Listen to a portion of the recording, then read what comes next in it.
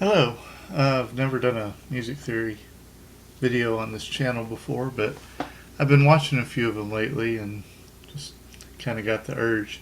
Part of it is that a lot of the music theory videos you watch, they're really good at saying, okay, here's some things you can try, but they don't always explain where did these rules come from. And if you don't know music theory, like how would you go about discovering them on your own and things like that. So I wanted to record this little video on non-diatonic passing chords. Non-diatonic or chromatic, same thing. It just means a chord that has accidentals in it. So, like if you're in, I don't know, key of G and you play a C sharp, that shouldn't be at the key of G. So any chord that uses that would be a non-diatonic chord. Before we jump into this, let me just say, well, this version of Amazing Grace I pulled straight out of the hymn book.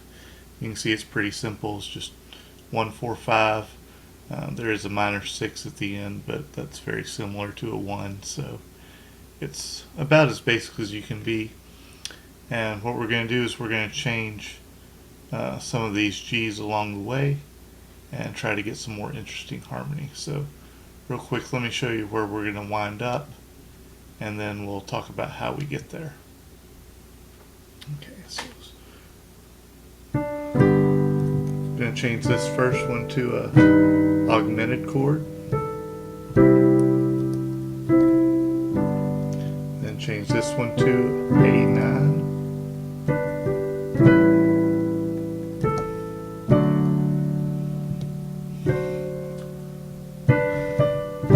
this next one we're going to change it to a B major,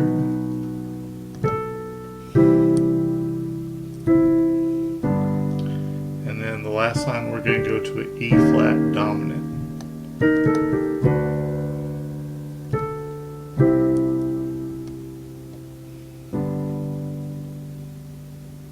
Okay, so let's talk about how we do that. There's really only one rule you need to know. Well, I guess before we get started, for the rest of this video you definitely need to know the names of your chords. So if I say a G chord, you should know that's a G, a D, and a B. Or if I say a C7 or something, that's C, E, G, and B flat. So if you know your triads, major, minor, diminished, and augmented, and if you know your seventh chords, that's really all we need to know for the rest of this video. Okay, so the rule we're going to use to go about finding these alternate chords is just that for when you're looking at chord resolutions, the strongest resolution is when the chord resolves by a half step. So if we're in the key, that'd be, so we're in G, that'd be like going from an F sharp to a G, or same thing going from a B to a C. So there's something about when those are part of chord resolutions, they just sound really, really nice to the ear. After that, the next best choice is a common tone, so it's a note that's not moving at all. So let's just go back and do those same ones. I mean, B to C sounds nice. If I pair that with a G that doesn't move, it gives some extra context to that B to C. So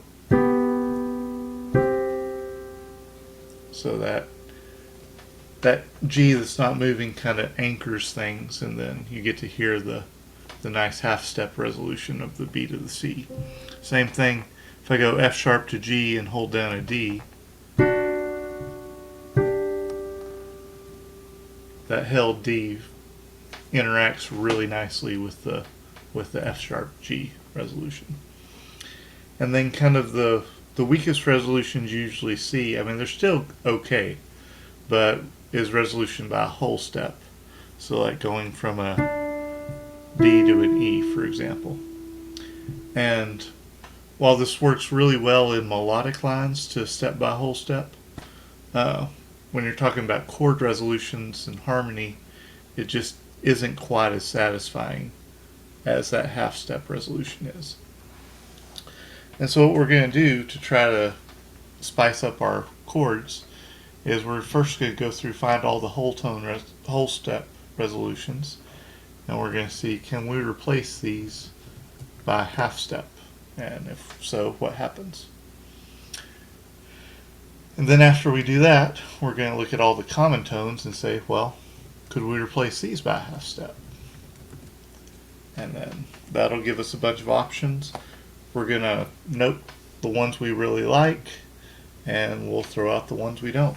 So as far as what we're going to change, you probably saw it as I was playing through, but the main thing that jumped out at me is that we're just on this G chord a long time in each line. So we're going to change the second measure of this G chord. So we're looking at a 1 to 4 resolution. How can I change that 1 and make it nicer? And same thing in the next line, we're looking at a 1 to 5 resolution. How can I change that 1 chord and make it nicer? Okay, so let's look at the 1 to 4. So we're going from G to C. And as far as the strength of the resolution, again, B to C, it's a half step. That's as good as it's going to sound. So we're going to leave that one alone. Also, the G that's held over from one chord to the next, at least initially, we're going to leave that one alone. We'll mess with it later. We're going to start with this D moving to E because it's a whole step. And we want to see, can we replace that resolution with a half step resolution and make it sound better? Well, we still want to land on this C chord, so the E we don't want to change. So we want to change this D to some note that only has to move a half step to get to E. And there's two options for that. I can either make it a D sharp, because that's a half step from E, or I could make it an F natural. All right. So let's see what that does to the whole chord. So this G, that was the original, but I'm changing the D. First I'm going to make it a D sharp, so that makes it a G augmented, going to C. Sounds pretty good. The other option was take this D, make it an F.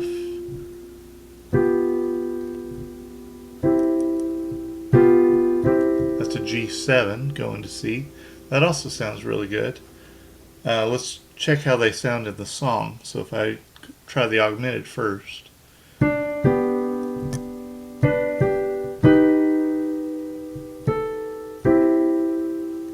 I like that. And if I try the 7th chord instead, so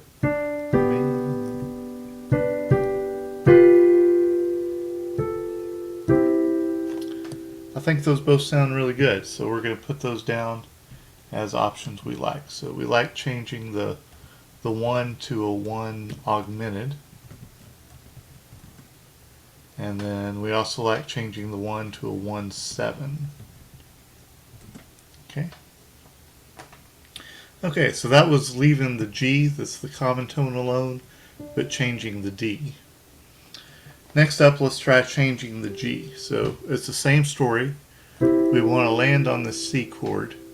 So we want to end on a G. But the first G, we're going to change it and make it either an F sharp or a G sharp. Okay, so we've got 3 options for each one of those. We can leave the D alone, or replace the D with that D sharp, or replace the D with the F. So first let's try leaving the D alone and then changing the G to either a F sharp or a G sharp. So again, we started with G to C. If I make that G an F sharp, I have B minor to C. That sounds pretty good. If I change that G to a G sharp, we have G sharp diminished to C. That also sounds pretty good. So just in the abstract, I like both those resolutions. Let's try them in the song. So if I go the B minor first,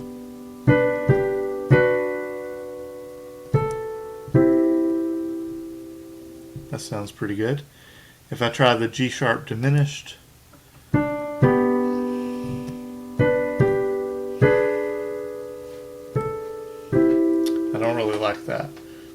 I did like the sound of it just when we were playing it by itself, but not really in the context of the song. So in the song, I like the B minor, which is a 3 minor to 4.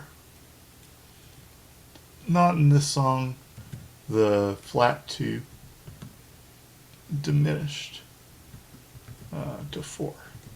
I mean, I like that G sharp diminished going to C, but I didn't really think it fit in this song too well, so we're going to keep it but not use it for this song.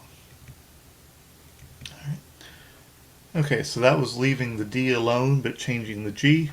I can also make the D a D sharp and change the G. So if I make the G a F sharp, it would be a B major to C. That sounds pretty good. If I make the G a G sharp, that would be a G sharp minor to C. Those both sound pretty good on their own. Do they work in the song? So the B is, I like that. If I do the G sharp minor,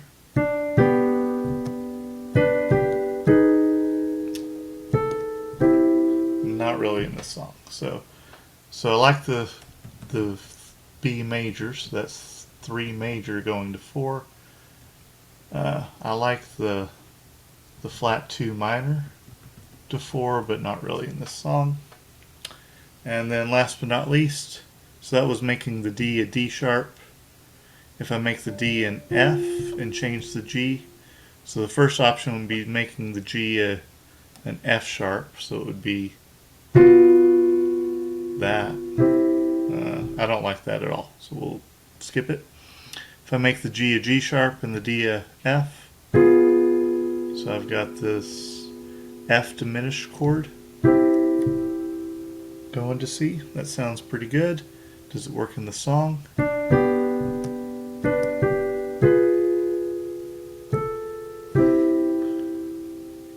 You might make it work, but I don't really like it. So that was an F diminished, so that would be a flat 7 diminished to 4.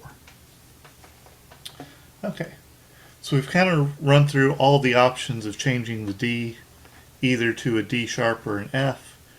We changed the G either to a F sharp or a G sharp. So, I mean, there's 3 options for the D, 3 options for the G, so that gave us 9 options total. 4 of them we liked quite a bit. 3 of them we didn't really like in this song. 1 of them we didn't like at all, and of course 1 was the one we started with, just the G to C, so we didn't put that down. But anyway, we got a nice catalog of things we like specifically in this song for a 1 to 4 resolution. Now we're going to do the same thing, looking at the 1 to 5 resolution. Okay, so 1 to 5 would be from G to D. So the strongest one is the G going to F sharp. We're not going to mess with that. The D isn't moving, so we'll start off leaving it alone, and we'll start looking at this B going to A. Which, just like before, we still want to land on the D, so we're going to leave the A alone, but we want to change this B, make it either a B flat or an A flat. Okay. So the first one, if we make so it was a G going to D, if we make that B a B flat, then we have G minor going to D. That sounds pretty good. If we make that B a A flat, we have that's an interesting sound. I don't dislike it too much, but I don't think I would use it in Amazing Grace for sure. So let's just look at the G minor going to D. Does this work in the song? So that's saved G minor. That sounds pretty good. So we can do the 1 minor going to 5. Oops. 1 minor to 5. So that was leaving the D alone, changing the B. If we change the D to a C sharp, so if we leave the B alone, we have that chord going to D. That sounds pretty good. What is this chord? It's a little easier to picture if you put the B on top. So chords tend to have stacked thirds. So I've got a C sharp, a G, and a B. So you can kind of imagine there's probably E in the middle. And now, especially if you let go of the B, that looks very much like an A dominant chord. So really what this is an A9. So okay. So let's try it out in the song. So A9. That sounds pretty good. So 2, 9 to 5 sounded good. So that was leaving the B, making the D a C sharp. We make it a D sharp instead. So we have, that's that G augmented again. Sounds pretty good in the song.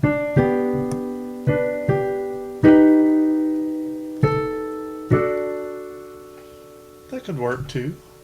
I don't like it maybe quite as much as the other, but especially if you're going to play through several verses and you want to have options, that's one we could put in our list for sure.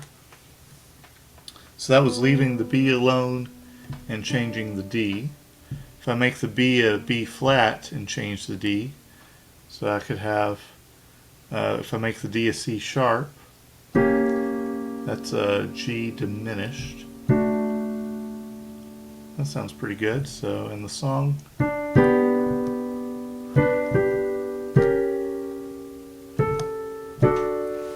sounds pretty good. So I like that one diminished to 5 as well. If I make the B a B flat and the D a D sharp, so this is now an E chord, E major.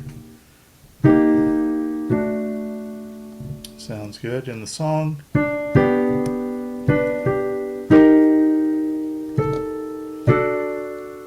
Sounds pretty good too. So that would be E flat is a flat 6 in the key of G. So flat 6 to 5 sounded good. So that was all the making the B a B flat, changing the D to either C sharp or E sharp or D sharp. The other option would make B an A flat and change the D either to C sharp or D sharp. So I have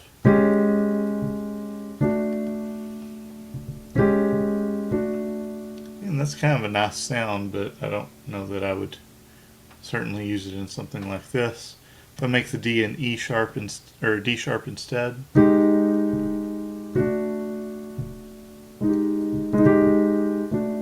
like that sound quite a bit. Let's see in the song. So that's can't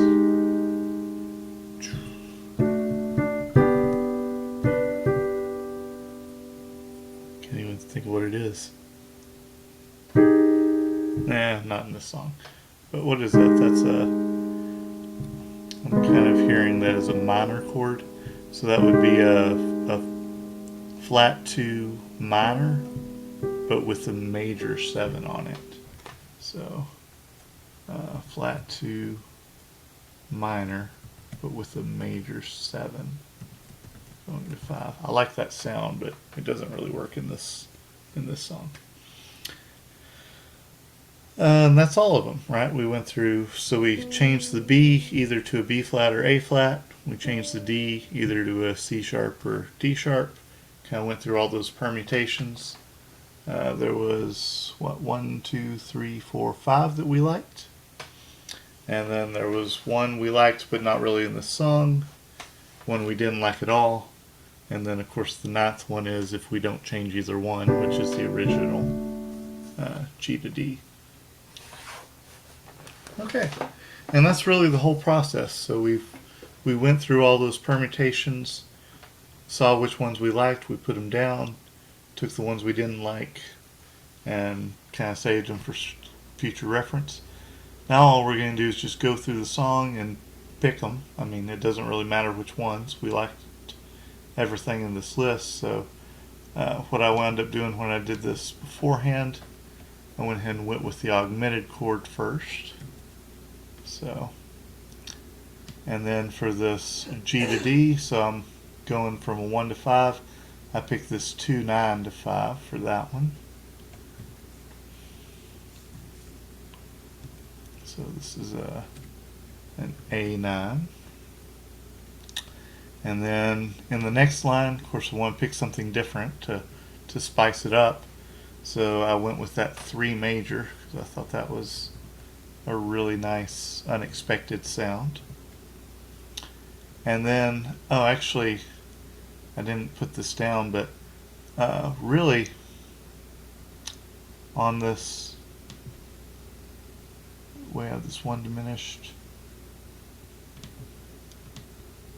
These two here, so the G diminished going to D, and the E flat going to D, we can kind of combine those together and make it a E flat 7 going to D. So that's what I actually wound up doing when I did this beforehand. So we can also go flat 6, 7th chord to 5. And so here I put, oh, this is an E minor, but E minor is a very similar chord to G, so this is almost like 1 going to 5 again. So kind of the same rules apply. So I went with the flat 6, 7th chord, which of course is again my E flat 7. Okay. So one more time, let me just run through it, and then we'll wrap up. So we came up with, and then the augmented chord,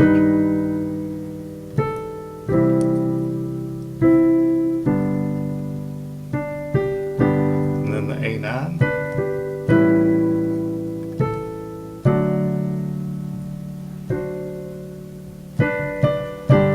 and then the B,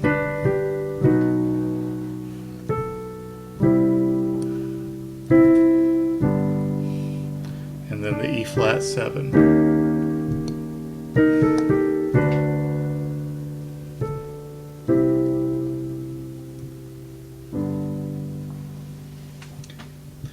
And then again, part of the point is once you've done this work, you can save the sheet that you made, and the next time you're wanting to change some harmonies in a song and say, hey, I already know I like changing 1/4 to 1 augmented to 4, or a minor 3 to 4, or things like that. So you kind of build your own music theory catalog as you're going along. Right. And then just to kind of prove this point, how powerful this technique of just replacing things by notes half step away, let me give you a preview. I'm going to do a follow-up video here in a second where I just walk through these that we found and tell you what they're all called in a actual music theory course. So the things that we discovered just by doing this little trick, we came up with secondary dominants, mediate substitutions, tritone substitutions, borrowed chords, German augmented 6. So things that are a little bit more advanced on the music theory run, and you might have heard these words thrown around. Even if you don't know what they mean, you can discover them for yourself just by doing this little trick of replacing resolutions by resolutions that only move a half step. So it is a really powerful little tool. Hope you enjoyed that.